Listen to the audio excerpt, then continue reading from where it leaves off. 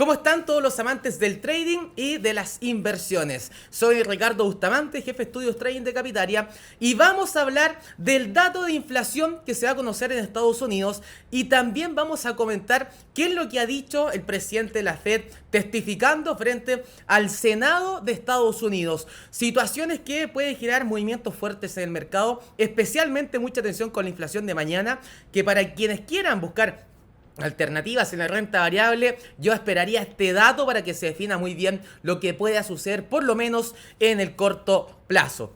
Vamos inmediatamente a revisar algunas cifras. Estas son las proyecciones que tuvo la Reserva Federal en diciembre con respecto al crecimiento económico, el Producto Interno Bruto Real, a los datos de desempleo y también a la inflación. Lo que podemos apreciar en estas proyecciones económicas que realizó hace poco menos de un mes atrás es que están viendo una inflación cada vez más elevada.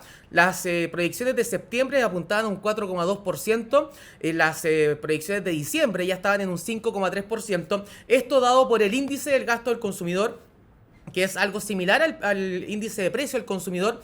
Tienen ligeras diferencias, pero tienden a ser extremadamente tendenciales. El dato que se conocerá este miércoles es el dato de índice del precio al consumidor, que es el que más ve el mercado, a pesar de que la Fed se fije en el dato del índice del gasto al consumidor para ver sus proyecciones y las tomas de decisiones. Lo que se puede apreciar es que para este año se está viendo una mayor inflación, para el año pasado se había una mayor inflación, se va a reflejar con los datos que conozcamos precisamente en este mes, pensando en que son de diciembre, y también para el año 2022, para el actual, se está viendo una mayor inflación a la proyectada en septiembre. Todo esto fue lo que dijeron en diciembre. ¿Y cuál ha sido la evolución de la inflación en Estados Unidos? Podemos apreciar cómo se alcanzó un 0,8% durante el mes de noviembre. Acá se puede ver mucho más claro, este 0,8%, y vamos a ver cómo se distribuyó precisamente esta inflación. Llevado a términos anuales, se alcanzó un 6,8%. Esto es, para el índice de precio al consumidor, un dato extremadamente elevado para Estados Unidos. Muy elevado. Hay que pensar que la meta inflacionaria que tiene el Banco Central de Estados Unidos, que es la Fed, es de un 2% para el índice del gasto del consumidor.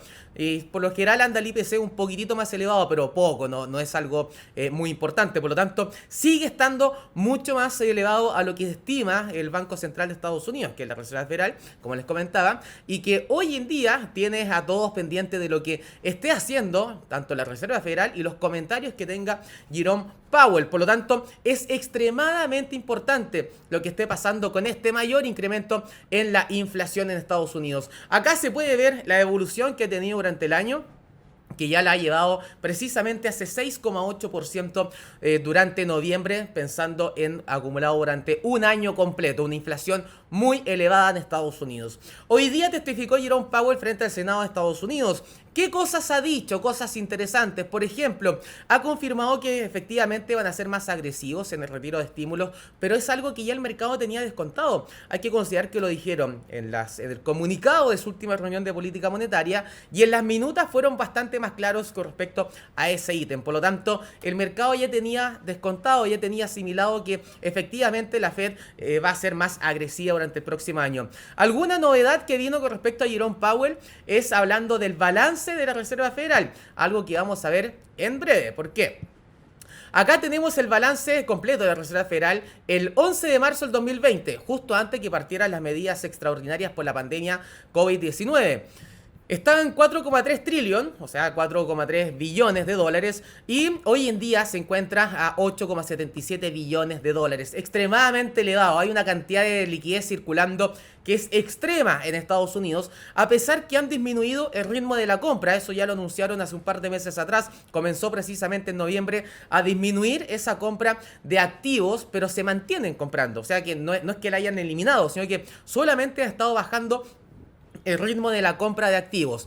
¿Qué ha llevado esta política monetaria? A que el balance de la Fed esté precisamente en los niveles que estábamos viendo anteriormente, sobre los 8,7 trillones, los 8,7 billones de dólares, que es una locura. Para que se hagan una idea, cuando fue la crisis subprime de Estados Unidos, estamos bajo $1 billón, y ahí se subió hasta 2,2 billones de dólares.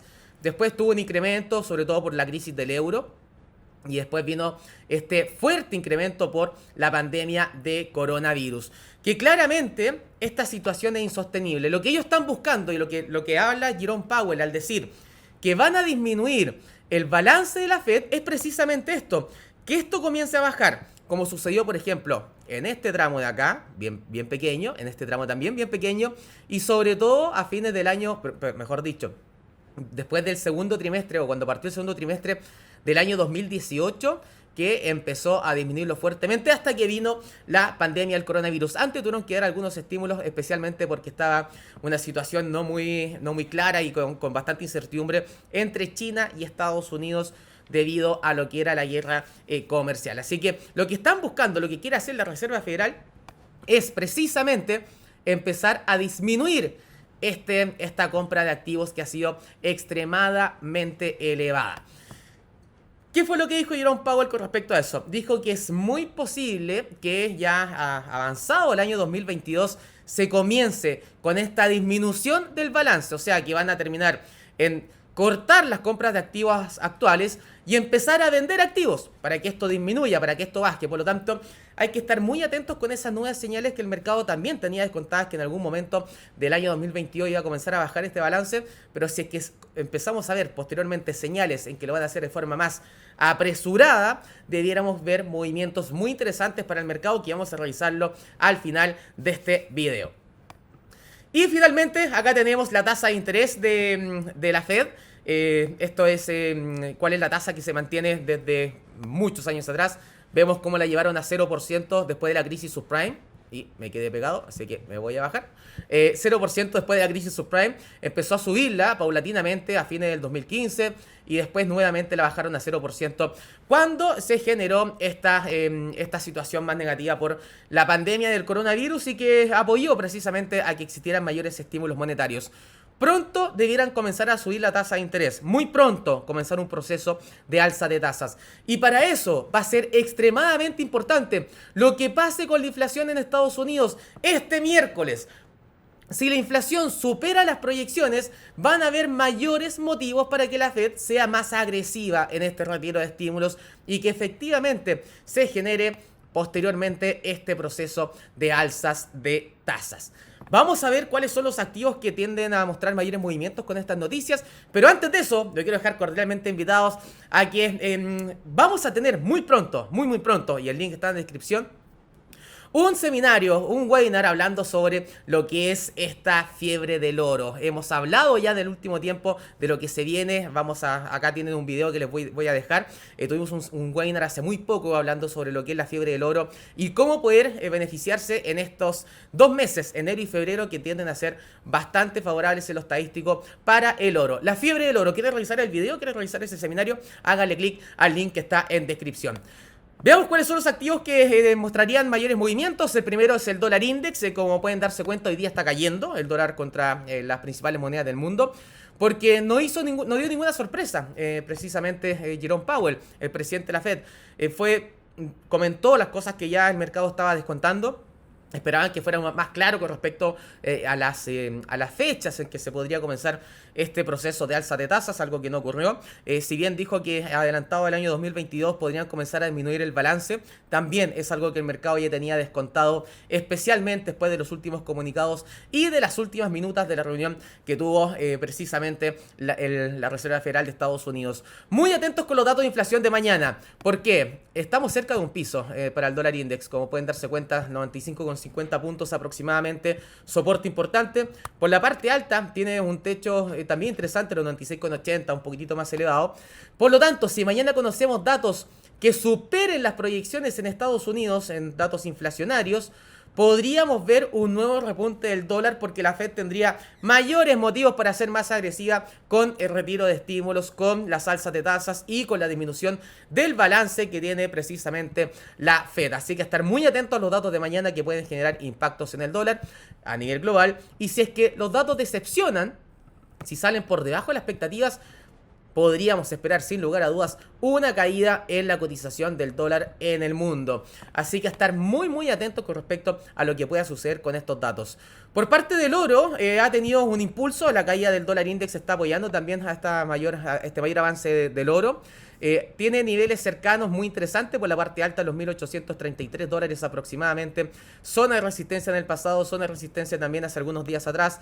Por la parte baja, ojo con los $1.780, nivel de soporte bastante interesante para lo que es el metal precioso. Si los datos decepcionan, debiéramos continuar viendo un mayor impulso para el oro porque mantendríamos sin lugar a dudas o mejor dicho, más que mantendríamos, veríamos un rendimiento de los bonos del tesoro con caídas y una mayor caída en la cotización del dólar a nivel global, situación que apoyaría al oro. En caso contrario, si es que los datos superan las predicciones, debiéramos ir a buscar la parte baja cerca de los $1.780 para el metal precioso. De todas maneras, como les comentaba, enero y febrero es un mes bastante interesante para el oro. La fiebre del oro se ha cumplido en muchas ocasiones. Si quieren revisar más, si quieren echarle un vistazo a lo que es todo lo que es esta fiebre del oro, que es extremadamente interesante para que revisen ahí todo lo que es en nuestro blog, háganle clic también al link que está en descripción. Y finalmente con la bolsa, con la renta variable estadounidense, el S&P 500, vamos a ver el principal índice de referencia que ha mostrado mínimos crecientes bien interesantes, estas tres caídas con rebotes claves que ha tenido, donde ha dejado sombras inferiores bastante interesantes y precisamente en este momento se ha movido bastante plano después de los comentarios de Jerome Powell porque estaban bastante ya esperados por parte del mercado. Con respecto a la renta variable hay que ser bastante claros, acá hay que ser más selectivos.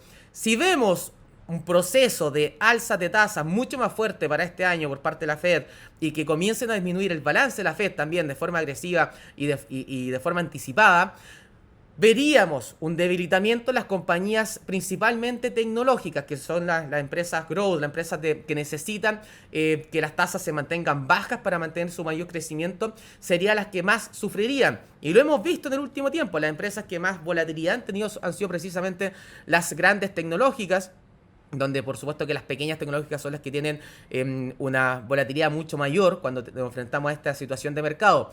Por lo tanto, las compañías de crecimiento y tecnológicas podrían mostrar caídas si es que vemos una situación en que la Fed sea más agresiva con el retiro de estímulos, donde se verían beneficiados bajo ese punto de vista las empresas del sector financiero. Hay que ser más selectivos. Si bien el S&P podría mostrar debilitamiento con una Fed más agresiva, hay que ser selectivos porque se buscan oportunidades en distintos tipos de sectores. Y los más perjudicados, como les comentaba, sería el tecnológico, la empresa de crecimiento, y el más beneficiado sería el sector financiero con mayores tasas. ¿Y por qué? Porque claramente a medida que sube la tasa tienen mayor margen para poder, un mayor spread, mejor dicho, para tener en términos de utilidades, en margen de utilidades en los créditos que estén prestando y en todas las situaciones que genere las empresas bancarias. Así que a ser bastante más selectivos con la renta variable. Ya saben cuál sería el panorama con las empresas tecnológicas. Esperar este dato porque si es que vemos un dato de inflación que sea mayor al esperado, podríamos ver algunas caídas adicionales en las compañías tecnológicas y donde podría darnos algunos niveles de entrada mucho más interesantes. Se viene bastante interesante este dato, a estar muy atentos mañana. También ya saben lo que sucedió con Jerome Powell y la Fed, no hubo mayor sorpresa, por lo tanto a esperar con ansias este dato de inflación en Estados Unidos que puede marcar la pauta para diversos activos, por lo menos en el corto plazo. Soy Ricardo Bustamante, espero que tengan una excelente jornada y nos vemos en una nueva ocasión. Chao, chao.